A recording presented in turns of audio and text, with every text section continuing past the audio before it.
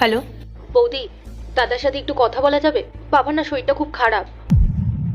আসলেও তো বাড়িতে নেই, অফিসের কাছে বাইরে গেছে, এক সপ্তাহ পর আসবে।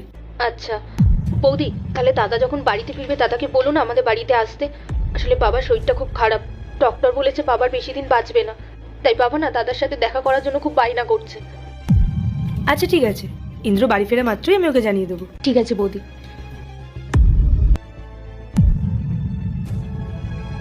পায়েল, কি ব্যাপার? কে ফোন করেছিল? আরে তেমন কেউ না, ব্যাংকের থেকে ফোন করেছিল। আমি বললাম তুমি অফিসের কাছে বাইরে গেছো, এক সপ্তাহ পর ফিরবে। বাহ, তুমি তো বেশ বুদ্ধিমান। বাই। বাই। যতদিন ওই বুড়ো বেঁচে থাকবে ততদিন আমাদের টাকা ধ্বংস করতে থাকবে। শোনো, এই ক্লায়েন্টটা খুব ইম্পর্টেন্ট, এনার উপরে ফোকাস করতে হবে।